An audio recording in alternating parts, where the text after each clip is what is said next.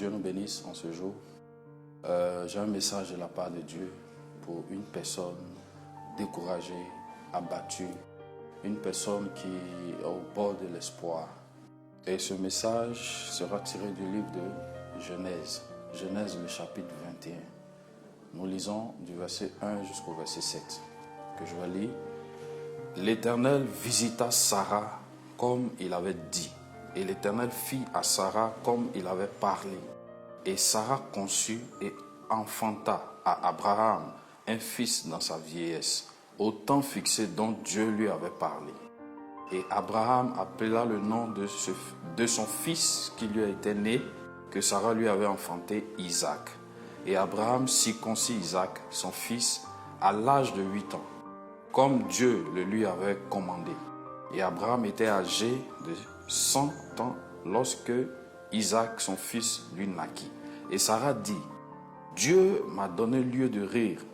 Quiconque l'entendra rira avec moi. » Et elle dit, « Qui eût dit à Abraham, Sarah allaiterait des fils, car je lui ai enfanté un fils dans sa vieillesse. » Le thème qui va nous aider à voir le message de Dieu, c'est « Dieu te visite » ou « Dieu se souvient de toi ».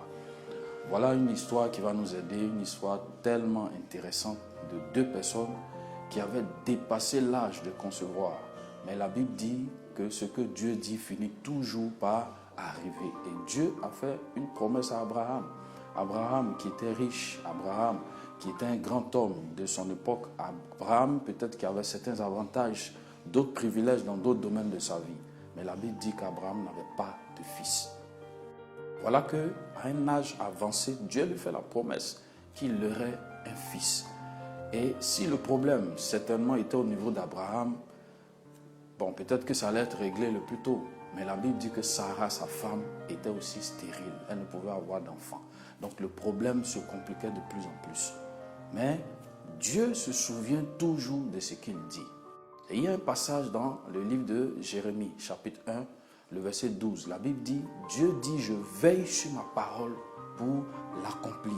Certainement, Dieu t'a fait une promesse, ou Dieu a parlé à un quelconque domaine de ta vie, ou Dieu a décidé de faire des choses dans ta vie, mais qui tardent.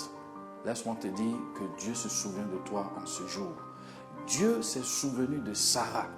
Et je crois que Dieu se souvient de toi en ce jour. Si tu entends ma voix, si tu tombes sur cette vidéo, Dieu est prêt à se souvenir aussi de toi.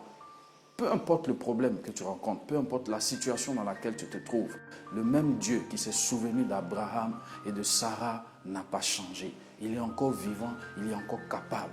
La Bible dit qu'il est le même hier, aujourd'hui et pour l'éternité. Les époques ne peuvent empêcher Dieu d'agir. L'âge ne peut empêcher Dieu d'agir. Le miracle était tellement extraordinaire. Pourquoi? Parce que Abraham et Sarah d'abord avait dépassé l'âge de la ménopause. Abraham avait 100 ans, des vieillards. Mais la Bible dit que Dieu a produit le miracle dans leur vie.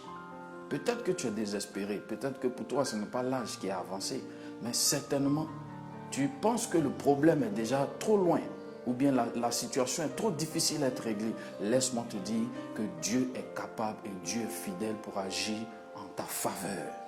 La Bible dit que Dieu aime tellement le monde. Il n'y a pas un homme qui n'aime pas, il n'y a pas une femme qui n'aime pas.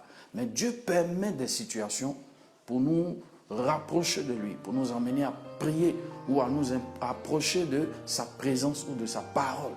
Il permet certaines choses pour que nous nous accrochions de plus en plus à sa vie, à la vie qu'il nous propose. Et la Bible dit que Dieu a donné Jésus pour la solution à tous les problèmes de tous les hommes sur la terre. Et Jésus vient d'abord pour sauver nos âmes, pour donner la vie à nos âmes et par la suite régler tous les problèmes qui sont dans nos vies. Et en cela, je peux citer un passage de Matthieu 11, le verset 28.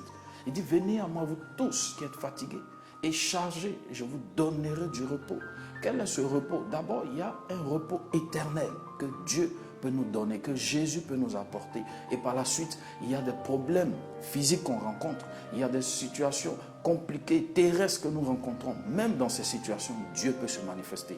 Et je crois que Dieu est en train de visiter ta vie présentement au nom de Jésus. Je crois que Dieu est en train d'accomplir un miracle dans ta vie. Je crois que Dieu est en train de se souvenir de toi parce que le même Dieu qui l'a fait pour eux, il peut le faire pour toi.